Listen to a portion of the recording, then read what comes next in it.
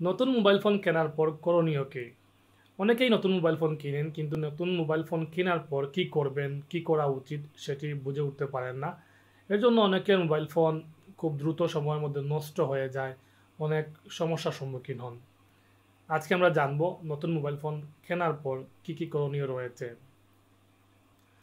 নতুন mobile phone কেনার জন্য যখনই আপনি দোকানে যাবেন, শোরুমে যাবেন, তখন আপনি নিশ্চিত হবেন যে এই মোবাইল ফোনটি ভালো কি না খারাপ। আপনি যে মোবাইল ফোন কিনতে যাচ্ছেন সেটি ব্র্যান্ড ভ্যালু রয়েছে কি না, সেটি বর্তমানে অফিসিয়াল কিনা আনঅফিসিয়াল কিনা, সেটি কোনো নকল ফোন কিনা।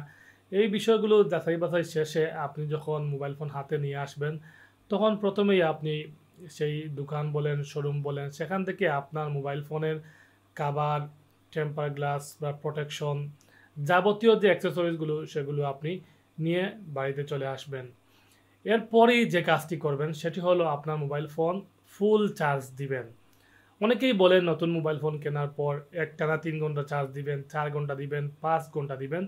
আমি বলবো যতক্ষণ আপনার মোবাইল ফোনটি ফুল চার্জ না হয় ততক্ষণ আপনি ফুল চার্জ দিবেন এবং ফুল চার্জ দেওয়ার পর মোবাইল ফোনটি চার্জ থেকে খুলে নেবেন। মোবাইল ফোন চার্জ থেকে খোলার পর ইচ্ছে মতো আপনি ইউজ করতে পারবেন, তেমন কোনো আর সমস্যা নেই। তবে কয়েকটি বিষয় যদি মাথায় রাখেন তাহলে আপনার মোবাইল ফোন ভবিষ্যতের জন্য লং টাইম সার্ভিস দিবে।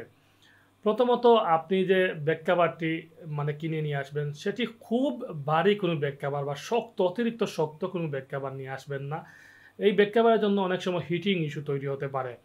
তাই বলে যে আপনি ব্যাক কভার ইউজ করবেন না তেমন না, একটু সফট টাইপের ব্যাক কভার ইউজ করবেন। সেই সাথে যেহেতু আপনি আপনার মোবাইল ফোন অনেক সময় হাত থেকে পড়তে পারে, যেহেতু আপনি প্রোটেকশন ইউজ করবেন, প্রোটেকশনগুলো ইউজ করে নেবেন। তারপরে যে বিষয়টি হলো আপনি মোবাইল ফোন বালিশের নিচে রাখবেন না। বালিশের নিচে অনেকেই মোবাইল ফোন রেখে ঘুমিয়ে পড়েন, মাথার চাপ পড়ে, অনেক সময় শরীরের চাপ পড়ে। এর জন্য অনেকেই অনেক সময় আসলে মোবাইল ফোনের মাদারবোর্ড বা যে মেইন সার্কিটের মধ্যে প্রেশার পড়ে, এর জন্য অনেক সমস্যা সৃষ্টি হয়।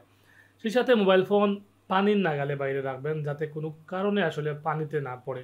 এগুলো কমন বিষয়, সবাই জানেন, সবাই বলেও দেন। আসলে নতুন মোবাইল ফোন কেনার পর এমন কোনো বিশেষ কোনো কাজ করতে হয় না যেটি করলে আপনি আপনার মোবাইল ফোন টিকিয়ে রাখতে পারবেন বা এটি করতেই হবে। শুধুমাত্র প্রথম যখন মোবাইল ফোন নিয়ে আসবেন তখন চার্জ দিবেন। কারণ যখনই মোবাইল ফোন অ্যাসেম্বল করা হয় কোম্পানি থেকে তখন আসলে তারা মেশিন দিয়ে হালকা চার্জ দিয়ে দিয়ে অনেকের ফুল চার্জ থাকে, কিন্তু আপনি এরপর আবার চার্জ দিবেন যতক্ষণ ফুল না হয়।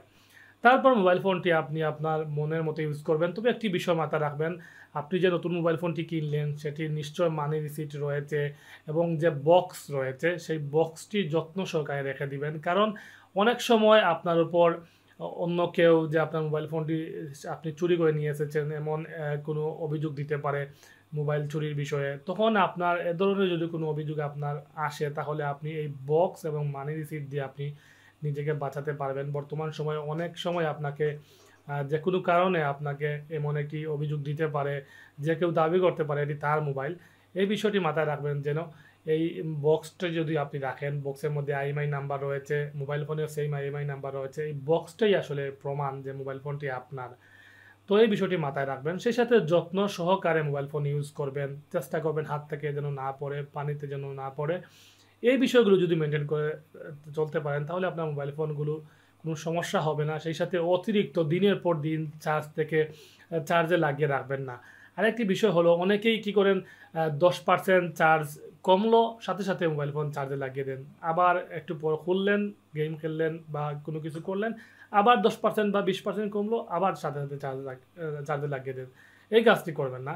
কমপক্ষে আপনি একটানা 50% যখন চার্জ নেমে যাবে তখন একসাথে ইউজ করবেন এবং চার্জে মোবাইল ফোন লাগিয়ে কখনোই আপনি মোবাইল ফোন ইউজ করবেন না, গেমস খেলবেন না বা কোনো ধরনের আসলে হেভি ইউজ করবেন না। কারণ এই যে কাজটি করলে অনেক সময় ব্যাটারি ড্যামেজ হয়ে যায়। আপনি একদিকে চার্জার চাচ্ছে চার্জ উপরের দিকে নিয়ে যেতে, আর আপনি সেটি ইউজ করে আসলে নামিয়ে নিচ্ছেন। এখানে উঠানামার একটি যুদ্ধ শুরু হয়ে যায় এবং এই যুদ্ধের মাঝখানে পড়ে ব্যাটারি ড্যামেজ হওয়ার সম্ভাবনা থাকে। তাই যখন চার্জ দিবেন শুধুমাত্র চার্জ দিবেন, যখন আপনি ইউজ করবেন তখন চার্জ থেকে খুলে ইউজ করবেন। এই কাজগুলো যদি আপনি করেন তাহলে আপনার মোবাইল ফোনটি আর সমস্যা হবে না, লং টাইম ইউজ করতে পারবেন।